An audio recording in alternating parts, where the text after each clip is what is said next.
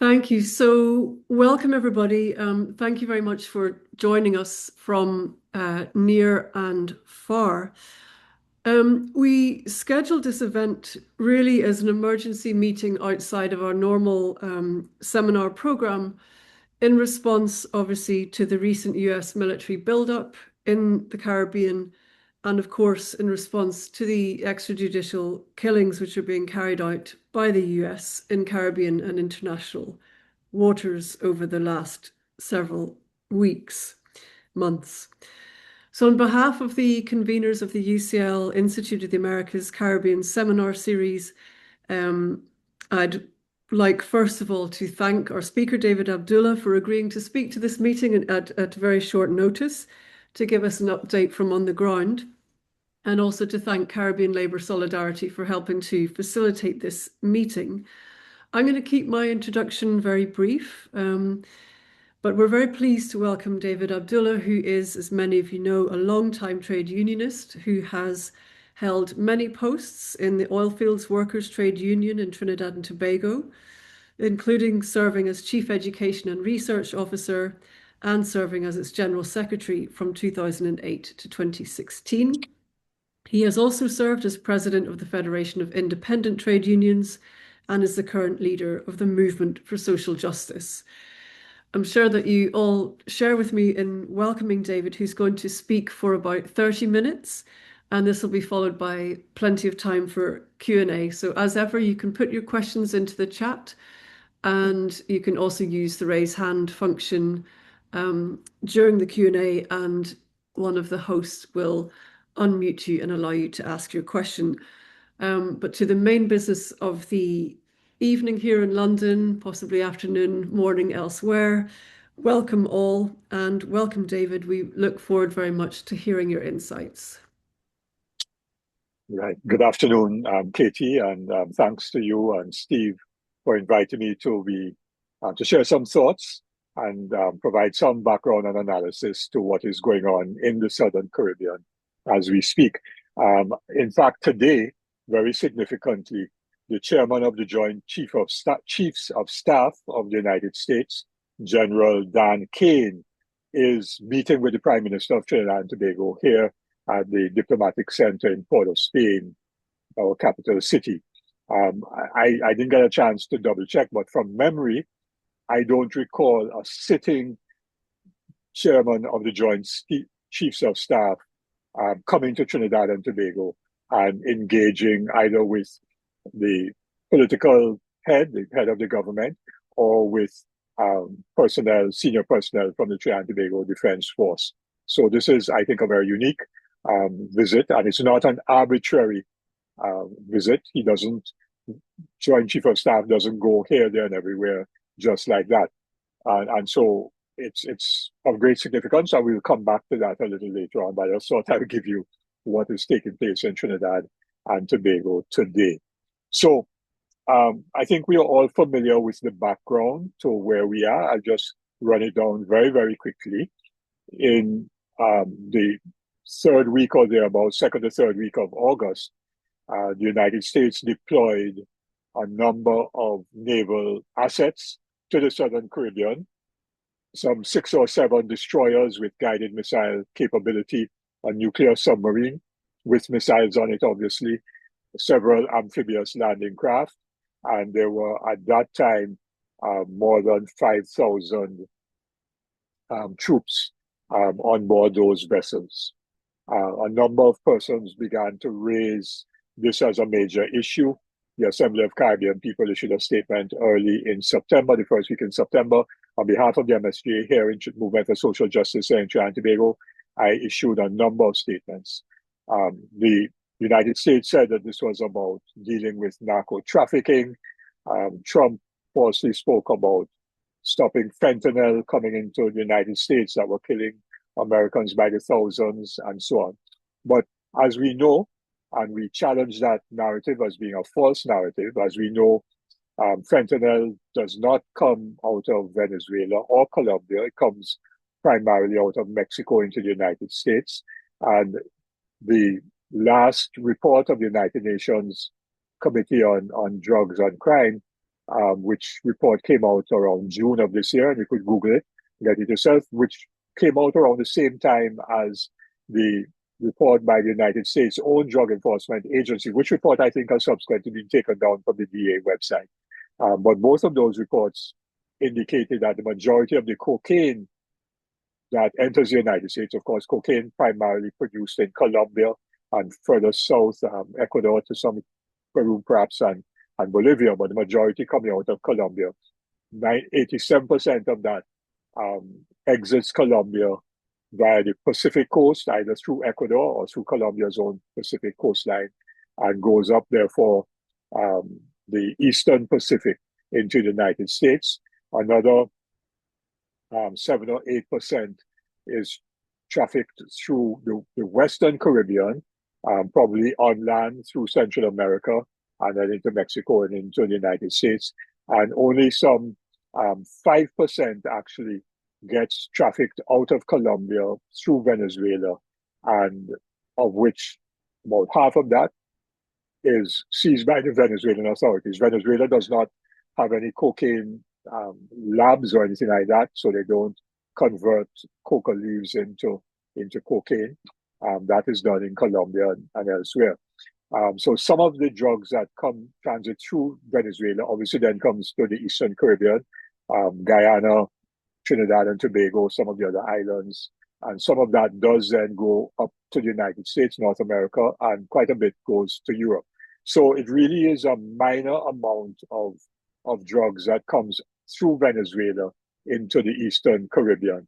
And that is an important fact that we constantly have to repeat, because we have to challenge and rebut and counter the false narrative that this military buildup in the Southern Caribbean is to deal with narco trafficking.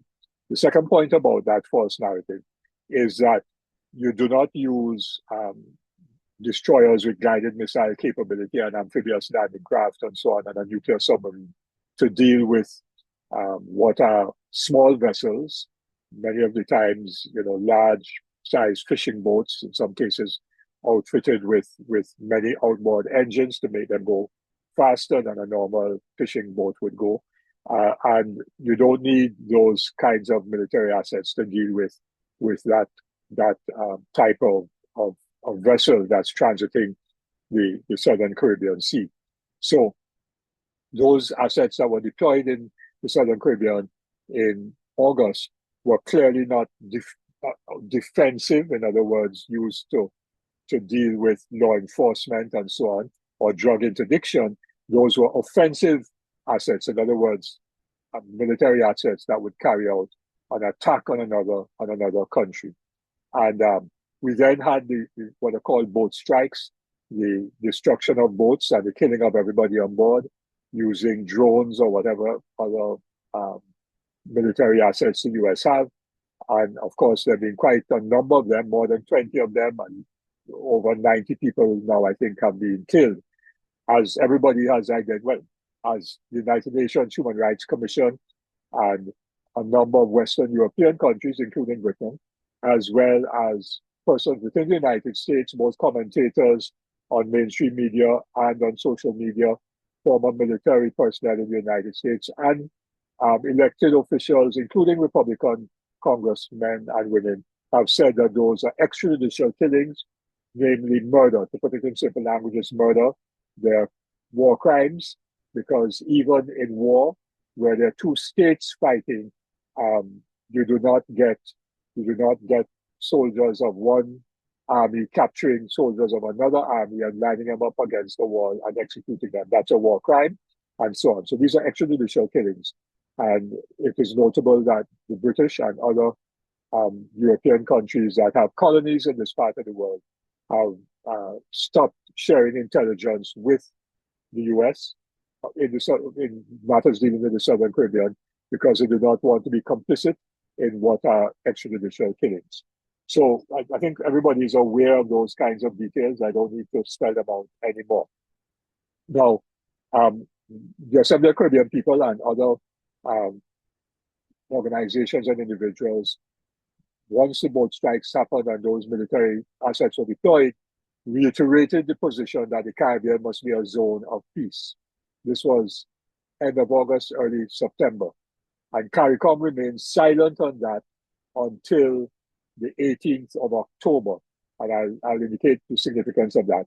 Between early September and the 18th of October, individual CARICOM heads of government, Mia Motley, Ralph Gonzalez, Gaston Brown, the president of Dominica, and the others, including, interestingly, the president of Guyana, when speaking at the United Nations General Assembly, spoke to the Caribbean as a zone of peace, reaffirmed that we are a zone of peace and we must remain a zone of peace and we do not wish to have any military activity and so on.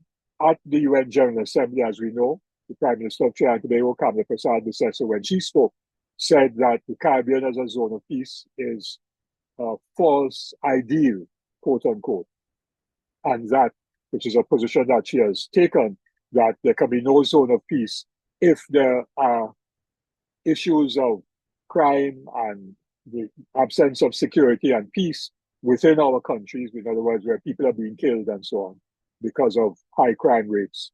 And of course, that is a false position because it is seeking to conflate two different concepts. The Caribbean as a zone of peace speaks to peace between states, that member states in the Caribbean region should not seek to resolve conflicts by way of war or violence or military action or attempts to get into or disrespect the sovereignty of another member state in the region.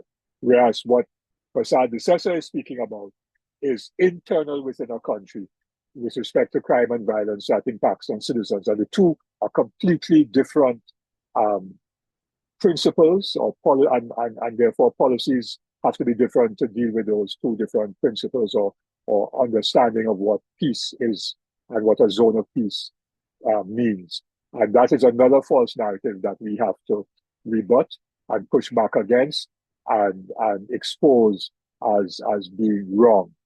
So she has held that position, and worse, when the first people were killed in those boat strikes, she came out with a statement saying she's quite happy with that, kill them all violently. And she has doubled down on that, not once, but twice or three times, in which case she herself now is quite clearly complicit in those extrajudicial killings because she has given open support as head of government of Trinidad and Tobago for extrajudicial killings, which are murder. We maintain that there has been ongoing collaboration between the United States Drug Enforcement Agency, Coast Guard, ATF, and so on. Those agents are here in Trinidad and Tobago. The DA operates in Trinidad and Tobago and throughout CARICOM countries, as does the ATF. And there's collaboration, therefore, with our own national security apparatus and law enforcement agencies. And the way in which those things are done is to do it legally. Drug enforcement, either stopping boats on the high seas, seizing whatever evidence may be of drugs, arresting the persons, bringing them before the courts, and charging them, and if they're guilty of a crime, convicting them and let them do the time for those crimes. That is the way it is done, not by summarily executing people. And, you know, interestingly, in today's newspaper in Trinidad, there was a report of a drug seizure on the port of Spain. So this is not now something that came on a boat out of Venezuela, Colombia, of marijuana, of ganja, that was shipped out of the United States, yes, and in barrels, and was consigned to somebody here, obviously not collected by anybody here, and the customs and the police seized it here. So we want to know if what the United States is going to do about marijuana shipped out of the US. And this is not the first one. A couple of weeks ago, there was a similar such shipment that was seized here of marijuana coming out of the United States. So there is ongoing collaboration between the US law enforcement agencies and CARICOM law enforcement agencies. And it does not involve the US military. It involves the Coast Guard, which is part of Homeland Security or law enforcement in the US. So we have to constantly counter that narrative because there are a lot of false narratives that are going about. So what has what came out is the Assembly of Caribbean People called for a day of action on the 16th of October, and a number of Assembly members and progressive people had activities. There was a protest in downtown St. George's in Grenada. There was a picket in Dominica, in Rousseau, the capital of Dominica. Outside the U.S. Embassy in Jamaica, there was a picket, and there was a statement by organizations, a joint statement in Jamaica, a joint statement was issued in St. Lucia, one was issued in St. Vincent, and so on. People in Barbados subsequently made a statement. Somebody made a statement out of Guyana, and so on. We here in Trinidad and Tobago, we had a press conference really outside the U.S. Embassy in Port of Spain, and issued a statement on behalf of the Assembly of Caribbean People, and called on CARICOM to say something and do something. And that, we think, forced CARICOM to finally meet on the 18th, 2 days afterwards, and issue a statement. And I'm sure you all would have seen it, it's online and so on. And in that statement, they reaffirmed the position that CARICOM should be a zone of peace, but Trinidad and Tobago reserved their position. Otherwise, Trinidad and Tobago did not agree. A few days after that, some 10 or 11 former heads of government of CARICOM issued an even stronger and longer statement speaking about the background and history of the region being a zone of peace, and saying that this must be the case, must remain the case, and so on. And subsequent to that, there have been any number of, statements on civil society organizations, Caribbean, a number of leading Caribbean feminists organized a petition, that was signed on to by more than 100 persons, organizations. The Assembly of Caribbean People itself had a declaration which was signed by some 600 persons. And recently, we are here in Trinidad and Tobago issued another petition campaign. When I checked early this morning, I think we were around 1,600 people signing from different parts of the world. And of course, we also had a vigil for peace in Trinidad, in Port of Spain, on the 9th of November. So there's been activism around it, pushing back against the US military, but the US has not stopped its deployment and has ramped it up. So we know that the USS Gerald Ford, the world's largest aircraft carrier, is now in the Southern Caribbean. So that on that aircraft carrier, you may have, 100 fighter jets, and the aircraft carrier is accompanied by a number of other destroyers. The US located F-35 fighter jets in Puerto Rico and B-52 bombers in Puerto Rico.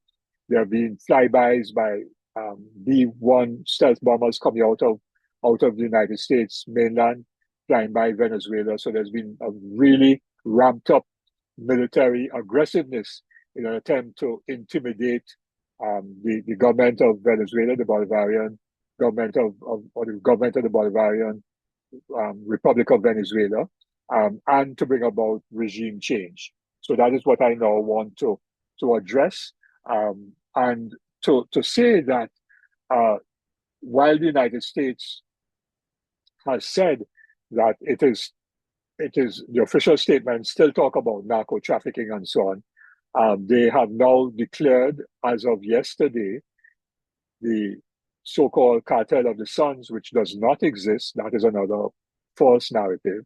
It does not exist, but they've declared it a foreign terrorist organization, a FTO, and President Maduro as the head of that FTO.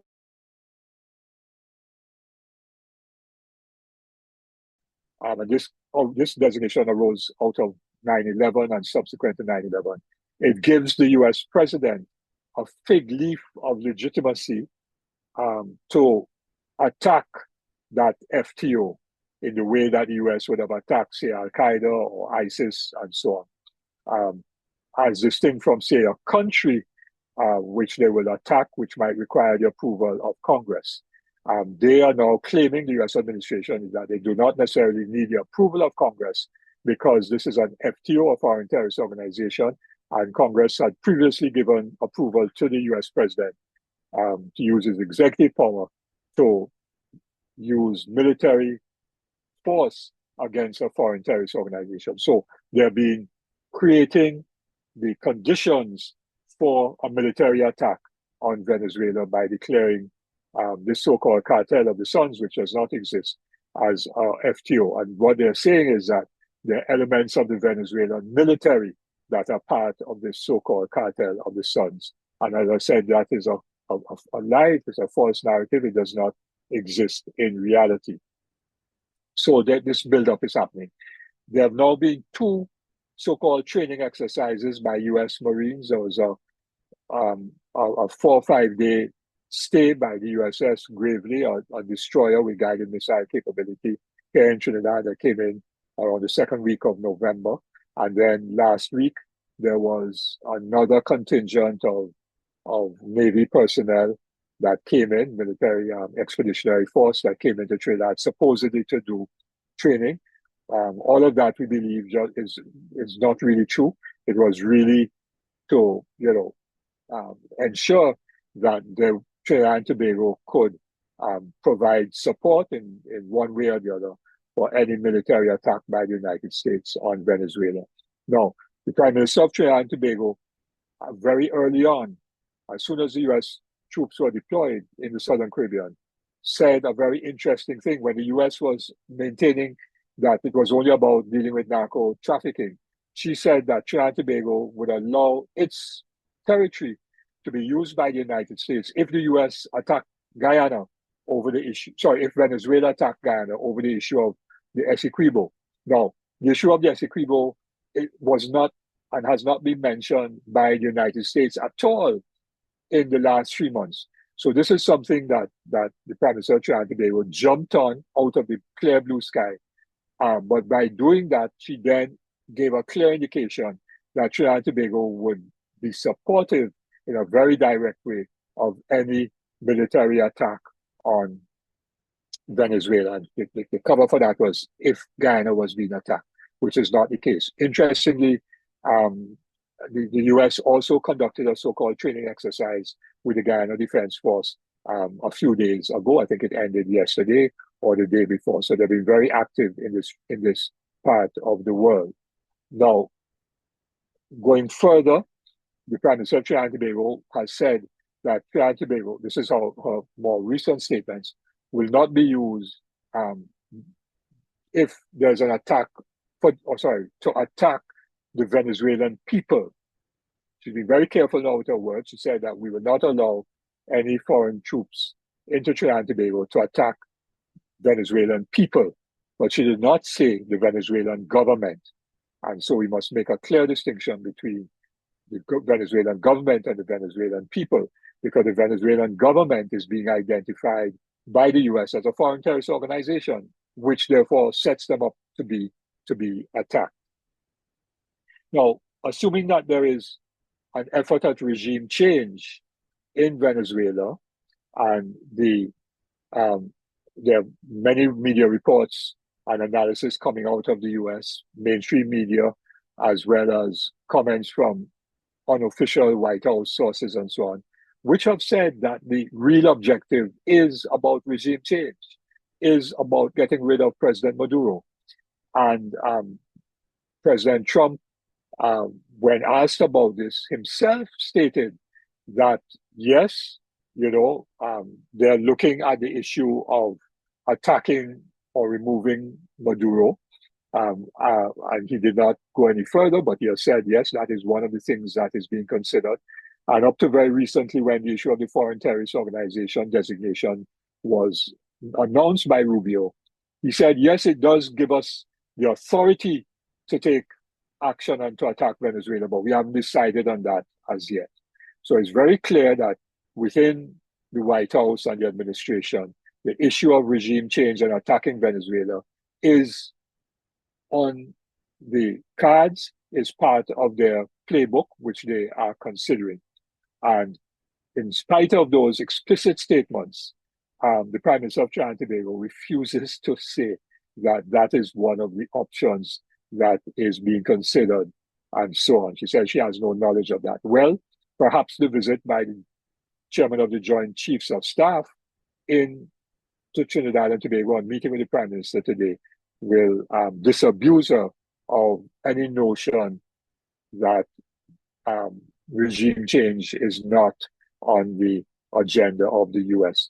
Because in my view, and this is just my layman's view, when the Joint Chief of Staff comes and goes to visit troops on board the vessels in the Southern Caribbean, is planning to go to Puerto Rico to visit the troops there, and so on, the fighter jet pilots and the bomber pilots and supporting crews, and comes to Trinidad and Tobago on a visit. All of that is really for him to do a military assessment, because he's the chief advisor to the National Security Council and to the President of the United States on matters of defense and war. So, and to the Secretary of Defense, who was now calling himself Secretary of War. So he's obviously doing his own assessment of the state of play in the Caribbean, and will then advise his political bosses as to what is the state of play and what are the options. So what are the three options to get regime change in Venezuela? And these are my three scenarios, if you wish. One is that the intimidation and the show of aggression by the United States, which, to Venezuela's credit, they have been extremely disciplined and patient about. So even though all of those warships are stationed not in Venezuelan waters, but close by, and bombers and fighter jets may have even flown into Venezuelan airspace, but Venezuela has not done anything in response to that. So one option could very well be that there will be a provocation by the US, and Venezuela responds with an attack on a US military asset, and then the US will use that as the basis for attacking Venezuela, to say they were attacked and therefore they are now going to attack Venezuela. So that might be one thing, that they're trying to provoke an incident. Related to that could be what is known as a false flag operation, and Trump openly said that he has sent CIA operatives into Venezuela, that those CIA operatives could try to create an incident in Venezuela. There was a report that there was an attempt to place a bomb near the US embassy. Of course, that embassy is not functioning right now because all of the embassy staff were withdrawn. But so that could be one another option, create a false flag that will then say to the United States, well, something happened and we are responding to that. And that's another option that we have to look out for. A third, more direct option is that intimidation and aggressiveness would cause, with some negotiation perhaps from Trump, would cause President Maduro to step down from office, to relinquish office, and so on. In my view, that's not going to happen. You're not going to get President Maduro to step down. It's not because it's about Maduro, but because there's a political party called the PSUV, United Socialist Party of Venezuela. There's a structure that has membership and structure throughout Venezuela, and so for him to resign and to abdicate office would be a genuflection to U.S. imperialism, and in my view, that is not going to happen. Another option would be some kind of attempt to assassinate President Maduro and other leaders in Venezuela by drones or some bombing, guided missile strikes on the Miraflores Palace and other locations, and attacking at the same time some military installations to weaken the defenses of Venezuela, and so on. And in that scenario, to create enough instability that would enable either elements from the military to effect a military coup d'etat and to put in place other persons in the leadership of the country, and remove the rest of the PSUV leadership of the Bolivarian Republic. So that could be another scenario. But that, in my view, will not end well, because if there is an attempted coup d'etat or bombing attack or attempt to kill Maduro, or even successful and so on, there will be a certain amount of bloodshed in Venezuela, because if there's some attempted coup d'etat, then there's going to be a battle between those troops who are loyal to the government and those who have been bought out or convinced by the US to support Washington's agenda. And that will not end well. That will not end well at all. And then, of course, there's the option of a direct military assault, bombing, and landing troops.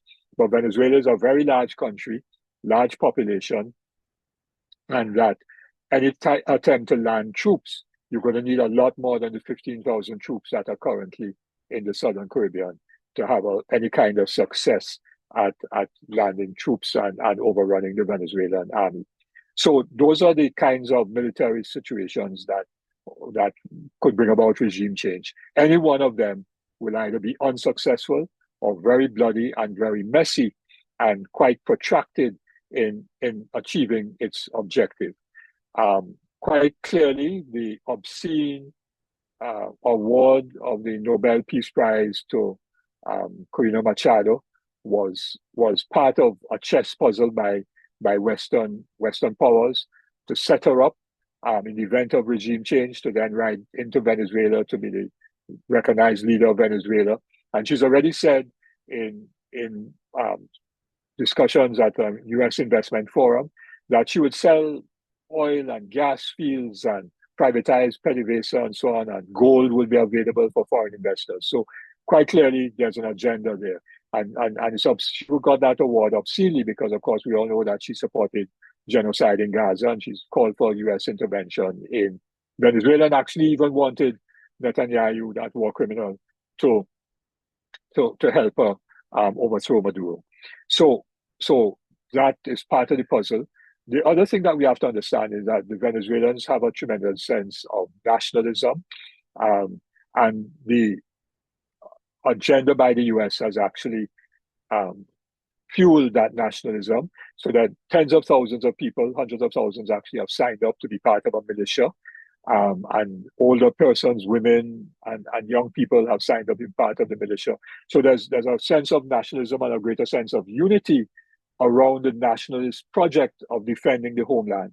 Because we have to appreciate that Latin Americans fought for their independence. Bolivar, of course, led that fight for independence for Latin America.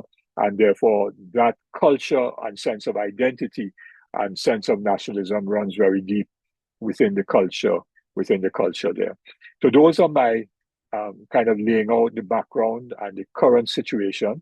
I think we are in a critical moment now, given the designation of the Cartel of the Sun, so-called, as a foreign terrorist organization, and having all the naval assets in place in the Southern Caribbean, and with the Joint Chiefs of Staff making the swing through the region, including meeting with the Prime Minister of Tobago. I think that the US has now put a lot of the pieces that they want to put into play into action, and we therefore have to continue to raise our voices against any military intervention, in particular by the United States, supported by whoever, but in particular by the United States.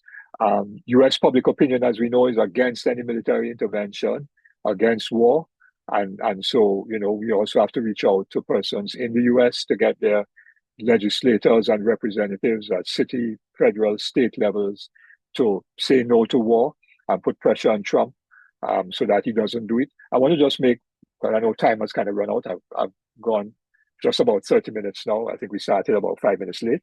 So I'm just going to have about a minute left to speak to the geopolitical scenario, where we have to understand that the US is desperately trying to reassert its global hegemony, and certainly its hegemony in this part of the world, as part of the old Monroe Doctrine and the Roosevelt Corollary, which I now describe as the Monroe Doctrine on steroids, where they see the control of oil and other resources in Latin America as being the sole prerogative in terms of access to exploitation of the United States. And therefore, it is a challenge to China and Russia, which is increasingly active in this part of the world. And so they want to keep China and Russia out. And so we have to understand it in terms of that geopolitics and the rise of the BRICS, what happened at the G20 summit recently and so on. But also, we have to see Marco Rubio, in my view, who is the main driver of this policy. Trump is transactional. He wants resources, yes, but Rubio is not about resources. Rubio wants to end the Cuban Revolution, coming out of Miami, out of that community, with a total commitment to end the Cuban Revolution. And one way of doing that is to end the Bolivarian Revolution, which has been a certain bulwark for the Cuban Revolution. And so we have to understand it in those geopolitical contexts. And I will end there, and of course, open to debate, questions, differences of view, and so on. Katie, over to you. Thank you so much, David, for that excellent overview and update from on the ground there in Trinidad and Tobago. I have so many questions. I'll just open with one and then pass over to the floor. And I think maybe my first question links to the first question in the chat. So, I mean, Kamla Persad-Bissessar seems to be so out of step with the number of other Caribbean leaders. And as you say, she's been so, doubling down on her position.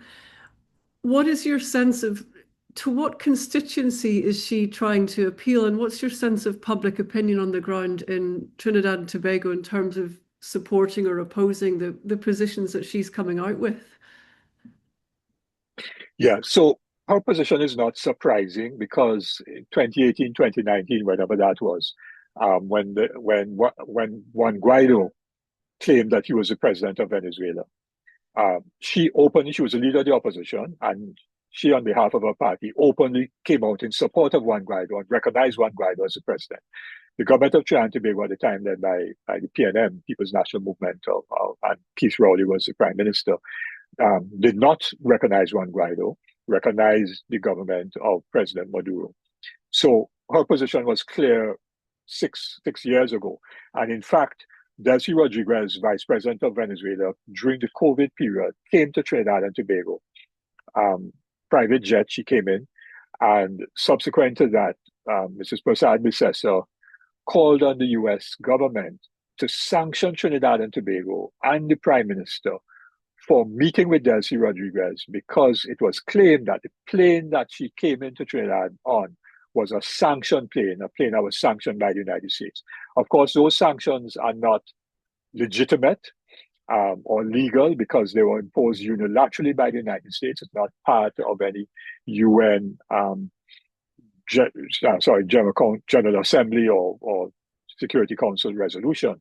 These are unilateral sanctions imposed by the US to achieve its own agenda. But this is what she did. She actually called for sanctions on the Trinidad and Tobago government and on Trinidad and Tobago by the US. Now, when that happened, I issued a statement and said that was the actions of a fifth columnist.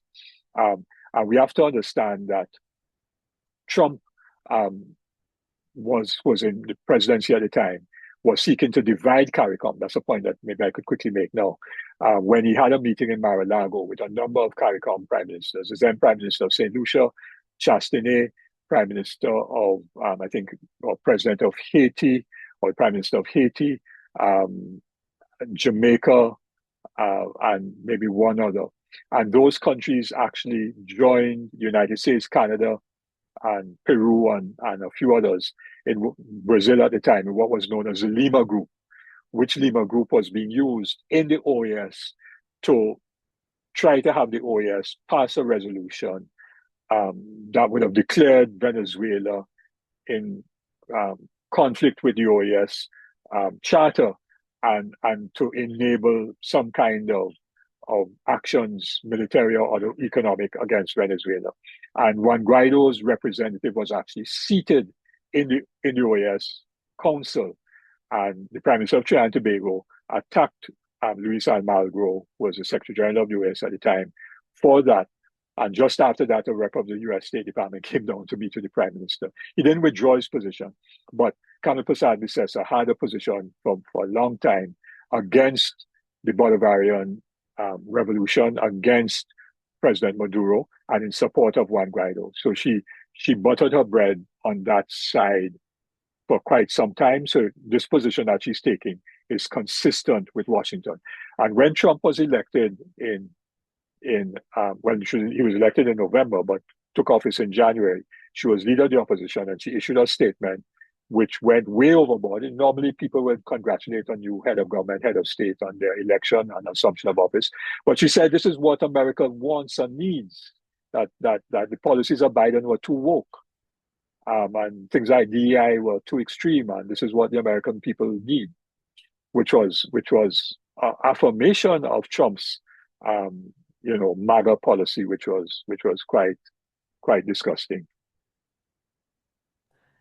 Thank you. So I'm going to take the first question that was in the chat, and then we can go to some of the raised hands. So the question, let me find it, is from Shiv Dubari, who asks, given the recent push by the TNT government to threaten and punish ordinary citizens and bloggers who have taken issue with their joint actions with the US and the atmosphere of fear and paranoia that currently exists throughout the country, how can members of the public organize strategically to oppose this unprecedented madness?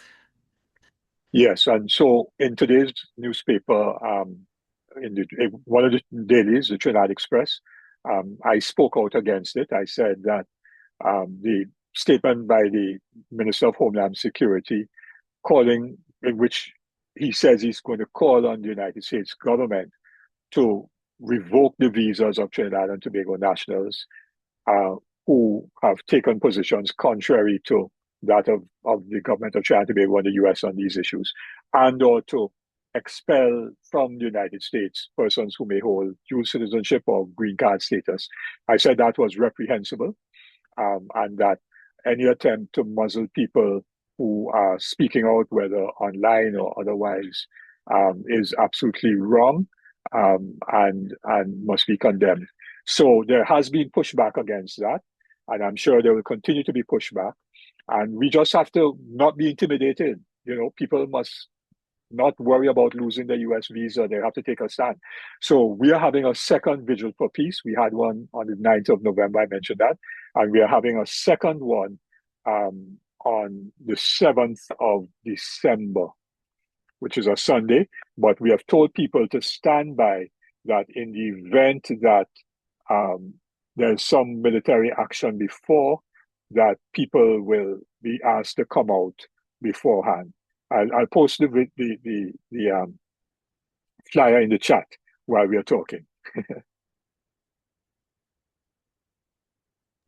Great, thank you. Going to some questions.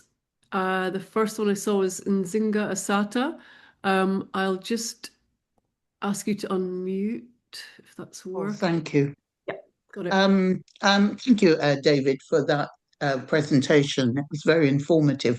I just wanted to ask what is actually being said and done by the opposition leader in Trinidad and Tobago, and also obviously by the citizens, which you've just mentioned a bit of what's been done by the citizens. And clearly Venezuela is going to have to prepare for some guerrilla warfare like was done in Vietnam, because obviously the US is being governed at this moment by people who have no conscience. And just finally to mention that I did personally have a letter in the Metro on the 5th of November regarding this and challenging the authority of the US to murder people without any evidence being produced. Thank you. Yeah, so the opposition has spoken out to some extent. They have restated the position about the Caribbean being a zone of peace. They've criticized the government for its position that says that we are not a zone of peace. So they have spoken about it. They have raised questions in the parliament about the US military personnel being here in Trinidad and Tobago. There were images that were captured by local journalists of destroyers in the Gulf of Paria. And for those who are familiar with the geography, the Gulf of Paria separates Trinidad from Venezuela, and is so if you're not in Trinidad waters, you're in Venezuelan waters. There's no international water in the Gulf of Paria. And so there were images of two destroyers about a week ago traversing the Gulf of Paria. So the opposition has raised questions about those things, and the government ministers have refused to answer in Parliament, claiming under the standing order, some standing order not being in the public interest or some nonsense like that. They have not done more than making those statements. They did come out and they were quoted in today's Express in the same article that I was quoted in about the statements by the Homeland Minister as being reprehensible. And I believe they had a press conference today. I don't know what was the content of their press conference. I didn't see that live. So they have spoken out. In terms of citizens, people have, they've signed petitions. Some have come out, and we did have a decent turnout on the 9th of November. We had about 400 people, and many others may not have been able to attend for one reason or the other. But on people online have been giving comments, which are not accurate polls, but if on some of the television stations they will ask a question, and those who send in an answer clearly do not support the U.S. military activity. Public opinion is divided. The supporters, the diehard supporters of the government, obviously support the position of the government. There's a lot of anxiety, so that a couple of Fridays ago there were news reports out in the United States which said that there could be an imminent attack by the U.S. on Venezuela. At the same time that happened, the Trinidad and Tobago Defense Force called all its members back to base, and so the Trinidad and Tobago Police Service that same afternoon said cancelled all the leave for police officers, and the three things coming at the same time created a certain great anxiety and fear. So there was panic buying of fuel, and people went into supermarkets to buy goods and so on. So there's a certain level of anxiety and fear in the country. Many people, I think, oppose it, though they may not want to be seen visibly taking a stand. But I think that the majority of people do not want war; they want peace. Thank you. Question from Luke Daniels from Caribbean Labour Solidarity. Luke, oh yes, I keep forgetting I have to unmute you. Yeah, are you able to unmute, Luke? Yeah. Right. Can you hear me? Yes. Oh, great. Thanks very much, David, for that very comprehensive explanation of what's going on in the Caribbean at the moment. As you may know, Caribbean Labour Solidarity, we've picketed the Grenada High Commission and also the Trinidad High Commission recently to try and put some pressure, as it were, from the UK. That's where I'm calling from. To discourage the Kamla from actually engaging with US on the action that is happening. In some way, one of the questions that I wanted to put to you has been answered about what action is happening on the ground in Trinidad. But I also think this is a matter of great concern for the rest of the Caribbean. And I wondered if you have any information about what action people are taking, grassroots organizations and so on, are taking throughout the Caribbean in trying to avoid this aggression into our zone of peace at the moment, which is something I feel that we all want to protect. My feeling on the ground here in the UK is that Caribbean people are concerned. We had a picket today of the Trinidad Embassy again, and we will be taking further action and actually looking for other action that we might be able to take to try and get the seriousness across to the Trinidad government about our concerns about any American attack on Venezuela or any country in the region. Thanks. Yeah, thanks, Luke. So very quickly, a couple of things. One, I think that people need to zero in on the United States as well, because they're the ones who are going to make the decision. So I saw the photograph already of you all outside the Trinidad and Tobago High Commission. So I think some focus has to be put on the U.S. Embassy, because that is a locus of decision making, to show that there are people in the diaspora, Caribbean people in the diaspora, who do not wish the U.S. to go into Venezuela or to mess us up as a zone of peace. Other people in the Caribbean have continued to do things in their own way, and we're going to through the Assembly of Caribbean People. I'm a little belated in that we have some other statements to come out, which will go out maybe by tomorrow. One to CARICOM heads to stand firm. The CARICOM is deeply divided on this question, right? So at the moment, Trinidad and Tobago kind of stands alone on this issue that we are not a zone of peace. Up to a few days ago, Gaston Brown, Prime Minister of Antigua Barbuda, repeated the statement. But there are two crucial elections in CARICOM countries in the next week. On Thursday, that is the 27th, there's an general election, parliamentary election in St. Vincent and the Grenadines. And next week, I think on Monday, the 1st of December, whatever day that is, there's a parliamentary general election in St. Lucia. Now, those governments, the current governments of St. Vincent and Grenadines and St. Lucia, are clearly against war, are strong on the question of the Caribbean of being a zone of peace. If those governments, if those parties lose the election, then certainly in the case of St. Lucia, Chastanet, who was part of the Lima group, would definitely support Kamla. In fact, prior to the general elections in Trinidad and Tobago, Alan Chastanet was in Trinidad and Tobago, sitting on a platform with Mrs. Persad-Bissessar as part of her build-up to her election campaign. And in St. Vincent, both in St. Vincent and St. Lucia, and Ralph Gonzalez has spoken about it, there seems to be some involvement of Trinidad and Tobago's activists. One sitting councillor, local government councillor for the city of San Fernando, who's also an artist, he's a creative, he's a singer, was in St. Lucia singing at a UWP, United Workers' Party, which is the opposition party, campaign, and so on. And they're using the same color for their party, yellow, which is the same color as the UNC, and going on a variation of the UNC's campaign slogans. Now, what that reminds me of, and Luke, you're old enough to remember, that after the Grenada, well, during the Grenada Revolution, and right afterwards, after October 19th, when it was destroyed with the assassination of Morris and others, that there was a grouping of right political parties in the Caribbean, known, if my memory serves me right, as the Caribbean Democratic Union, CDU. So it would have had JLP out of Jamaica, Tom Adams' party, Eugenia Childs, and a number of others from the Eastern Caribbean.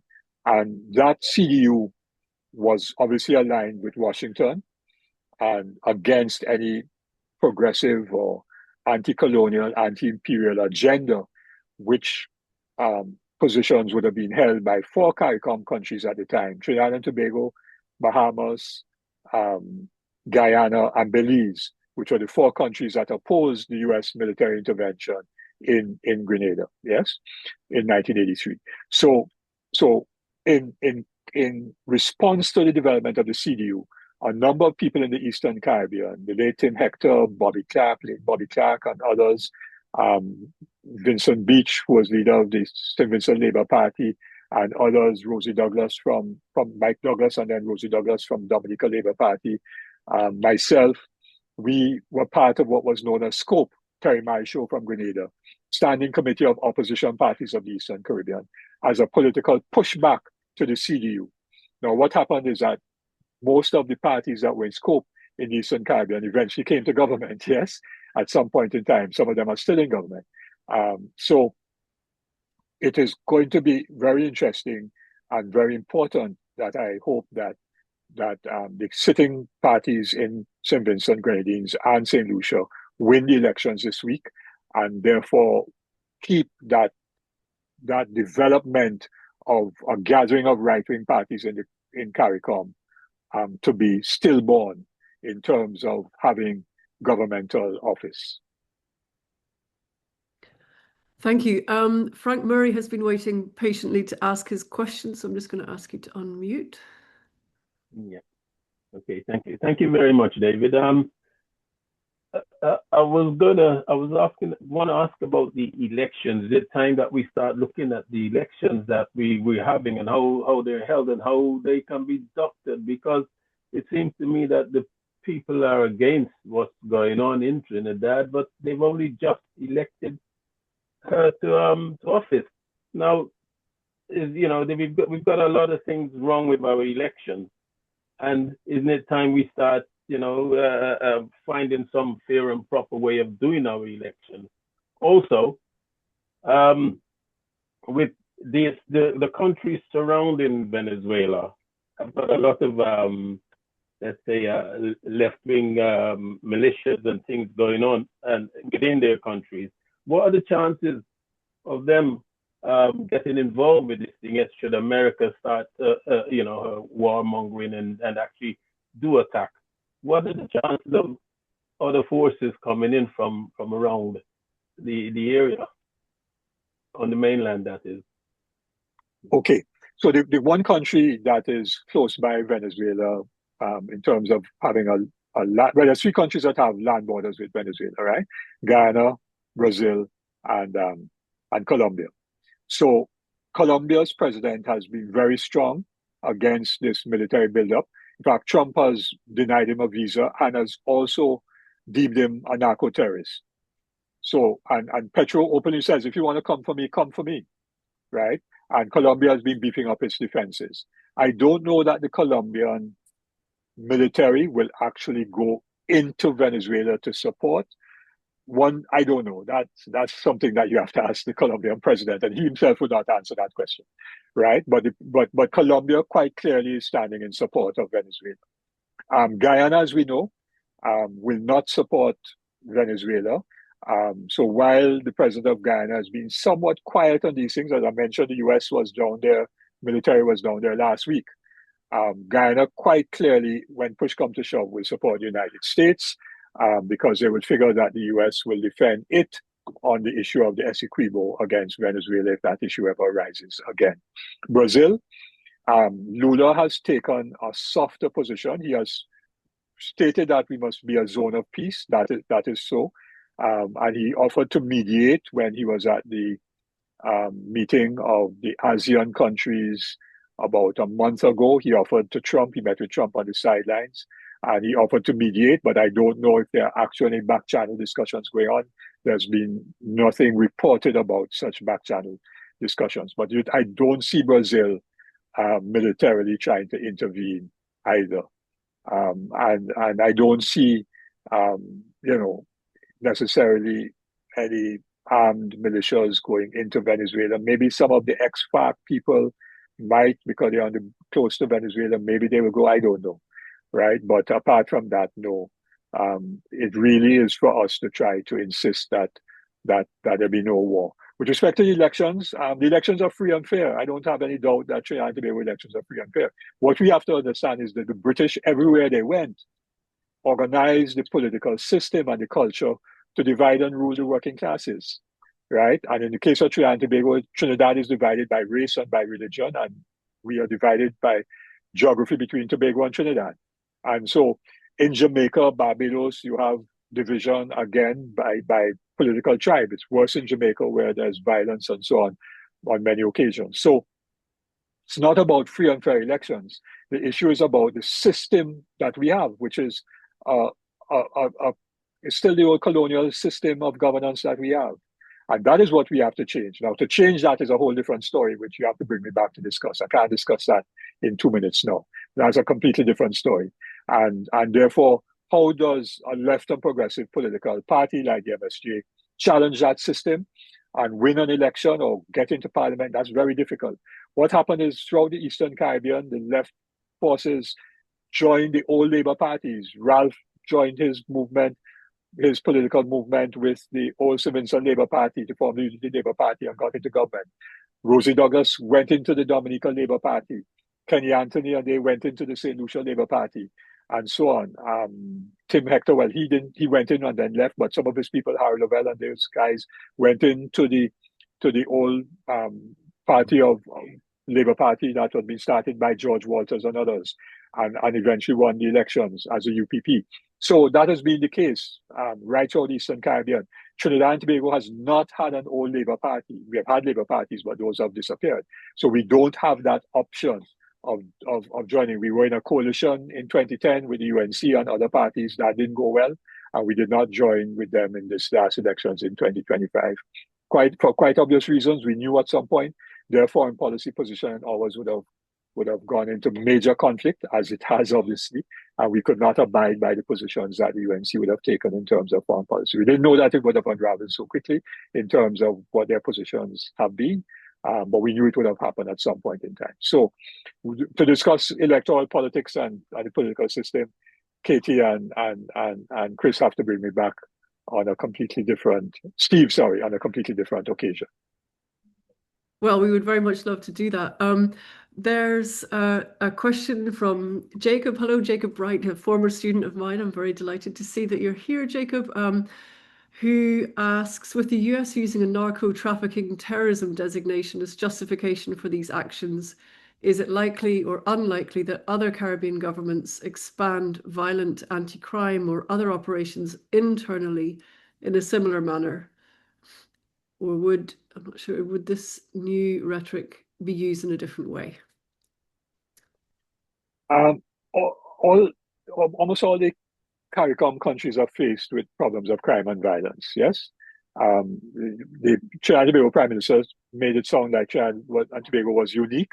We have a unique problem of crime and violence, and therefore we can't be part of any zone of peace. But when we had 600 plus murders a year and 2 years ago, Jamaica was having 12 and 1,400 murders a year.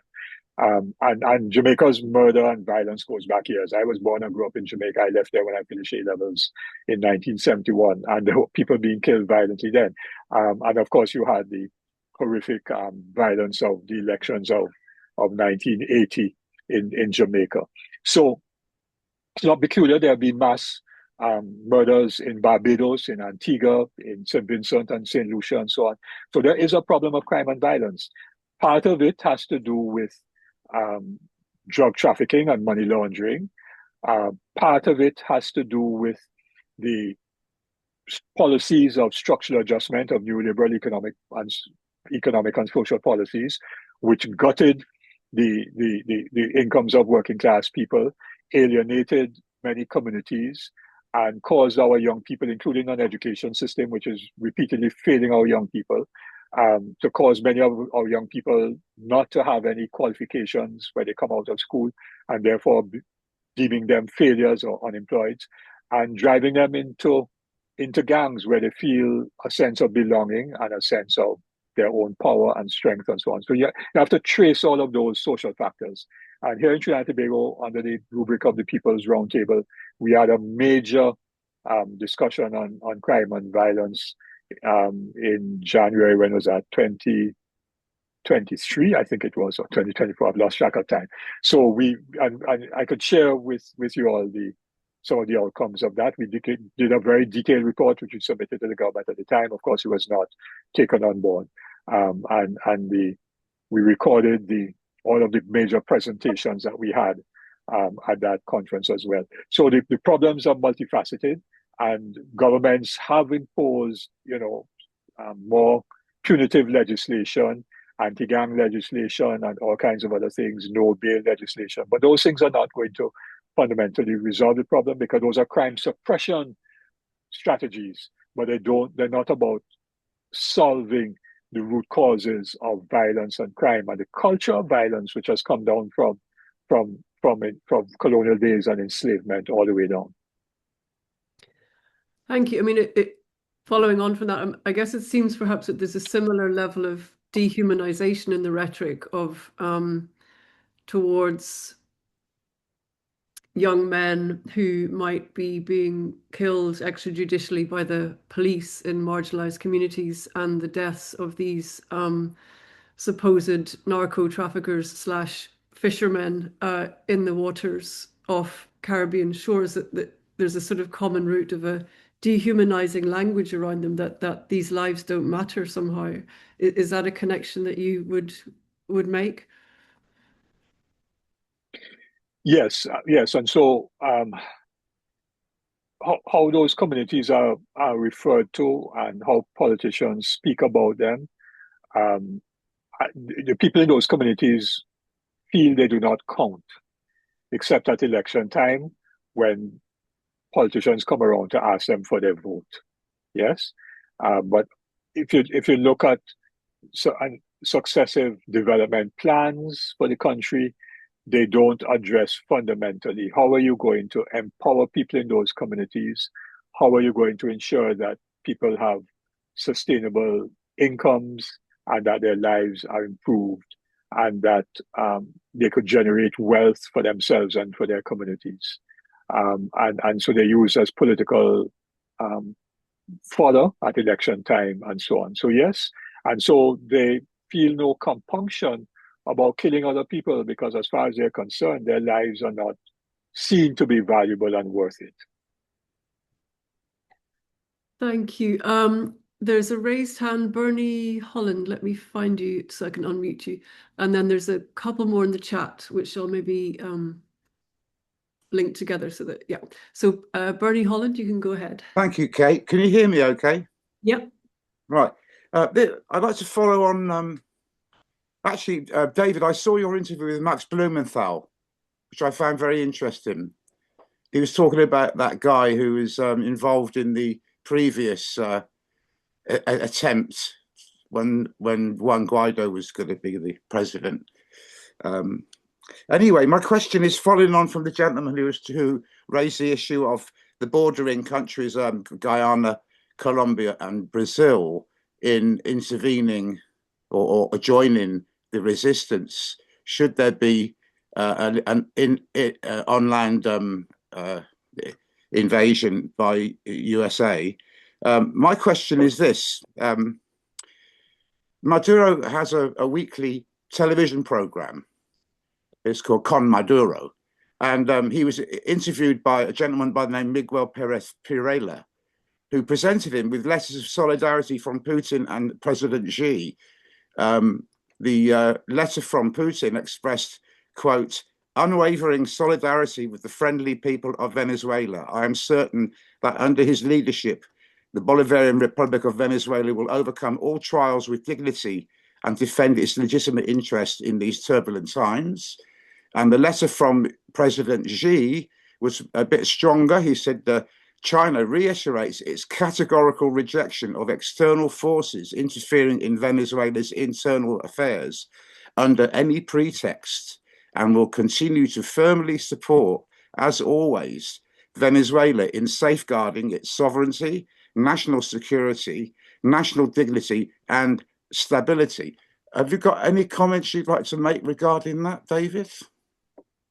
Whether you think there might be some support from Russia or China if the worst happens? Yeah, I mean, I don't know that Russia or China are going to be able to intervene directly militarily in any form or fashion.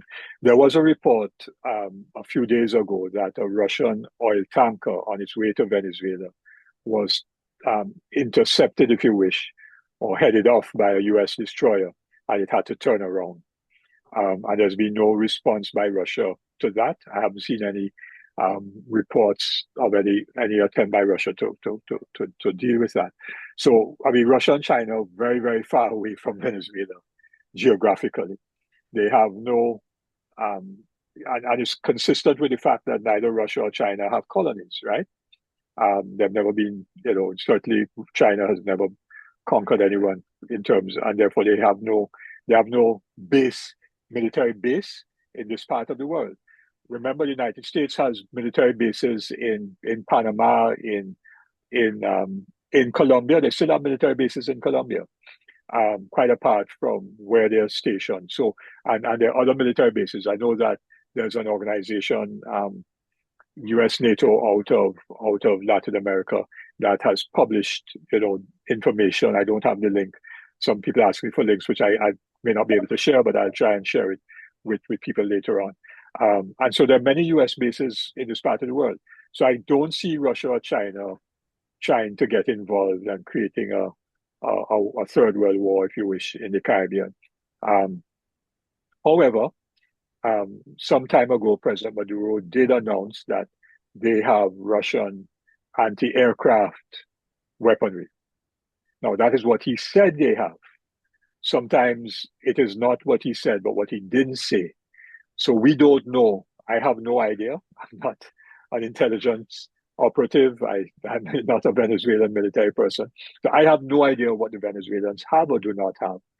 Some people are saying what they have is old and can't really stand up to the US technological assets and so on. I really don't know.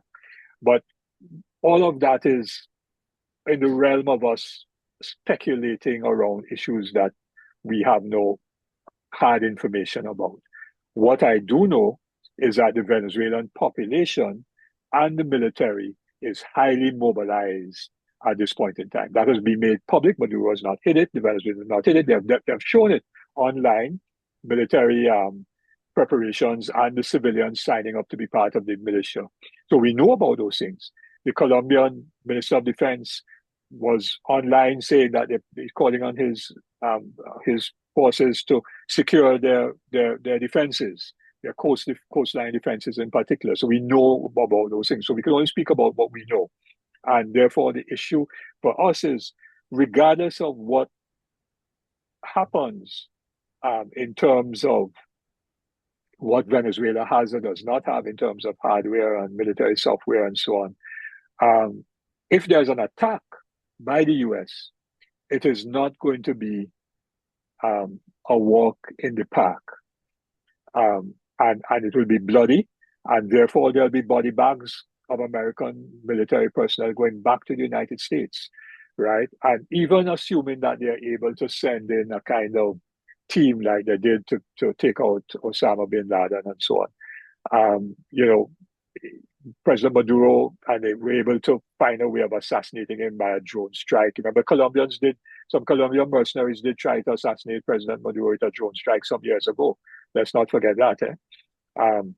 And so there could be Colombian mercenaries in Venezuela being activated by the CIA. All of those things are in the realm of possibility. Yes, given past history and experiences. The CIA and others tried to get mercenaries, and Max Blumenthal had a very long interview with the guy who was organizing that military expedition into Venezuela, which ended disastrously when they were all captured. So all of that information is out there. So we know what the playbook options for the US are. The key for us now is to raise our voices to try to stop any such action. And part of that is trying to get Americans to recognize that any such intervention will end up badly for the United States, right? And I can't speculate on how that will play out in terms of what a military attack how that will turn out to be. I just do not wish that to happen whatsoever.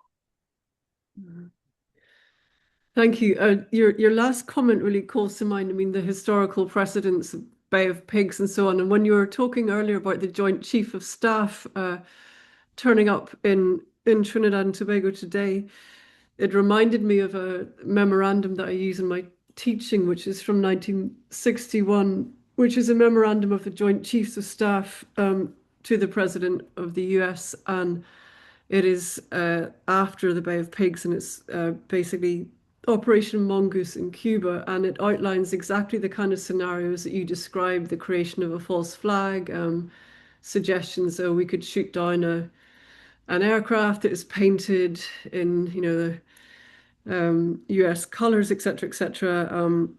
And it was quite stark in this document, and they're available online. They've been declassified now. Perhaps if I can find the link, I'll post it to the chat, which will then be circulated to whoever has attended. But it's just striking to see the historical parallels that exist for these forms of covert and overt interventions. So I think, there is one question left in the chat, which is from Kurt Arendt Kirchhoff, who asks, hopefully, when will there be a criminal investigation into the extrajudicial killings by the US military in Caribbean international waters? Yes, that's an interesting one.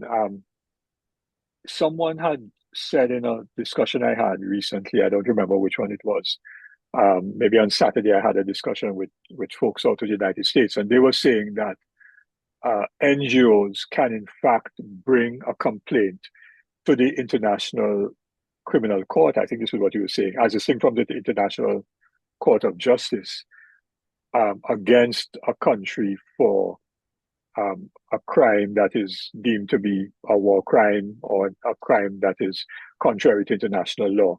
I myself have not researched that to see if that is possible.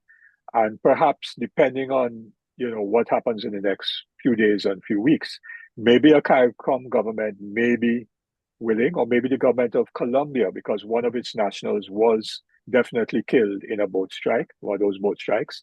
Maybe the government of Colombia may take up such a matter before the ICC. The problem with that, of course, is the United States is not a signatory to the ICC. So how do you effect the judgment how do you effect the judgment against Netanyahu and so on? And it's important for us to reaffirm our support for the ICC because it came about as a result of intense efforts, lobbying and advocacy by former Prime Minister and also former President of Trinidad and Tobago, A.N.R. Robinson. He was the one who really spearheaded it, 20 odd years ago. And that led eventually to the Statute of Rome being signed by sufficient member states of the UN to bring the ICC into existence. So we in Trinidad and Tobago and in CARICOM, and by extension Caribbean diaspora, have a vested interest in maintaining the ICC, which, Trump has said he has sanctioned or will sanction people who are prosecutors or judges of the ICC for bringing that judgment against Israel and Netanyahu.